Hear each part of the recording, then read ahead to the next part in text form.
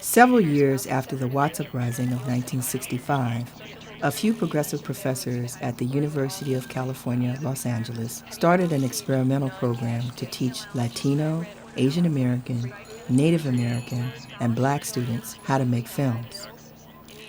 To say the least, the Ethno-Communications Program, as it was called, led to some unexpected outcomes, like the one you see here.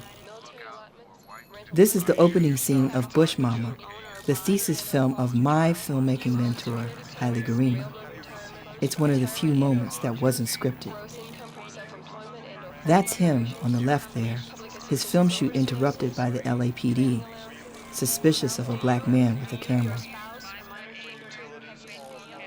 Though it only lasted a few years, and though few people know about it today, the Ethno-Communications Program led to an important movement.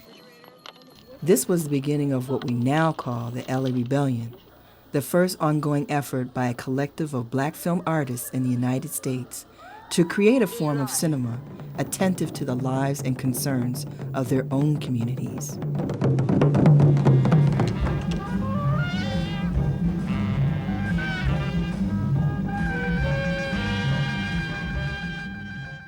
I was inspired by these filmmakers, and when I went to UCLA Film School in the 1980s, I became a part of their movement.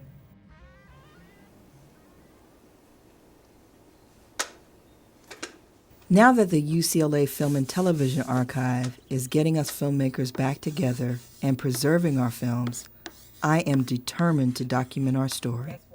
Test 1, 2. Robert, test Hi, how are you? Test 1, 2. After all these years, I need to reconnect with these kindred spirits, even if it means literally hooking them up to my microphone cable at a family picnic. There was something very powerful going on that had to do with trying to revolutionize the black image in film. What were you going to conform to? It's something, like, I guess, growing up in that period, in the 60s and the 50s, you're sort of conditioned to just see films and life a certain way and the importance of making certain kinds of film. It wasn't just like making films for making films. We were discussing what was a black film, and so that brought us together as a group. This new black cinema was reaching out beyond borders.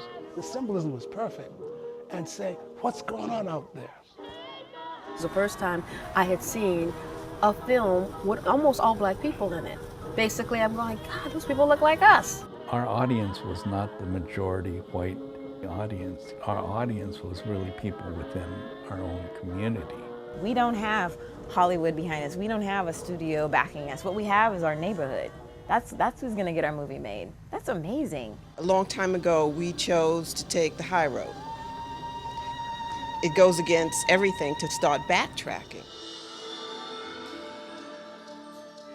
That body of films that was made by the UCLA filmmakers was the best representation on screen ever of black people in the United States.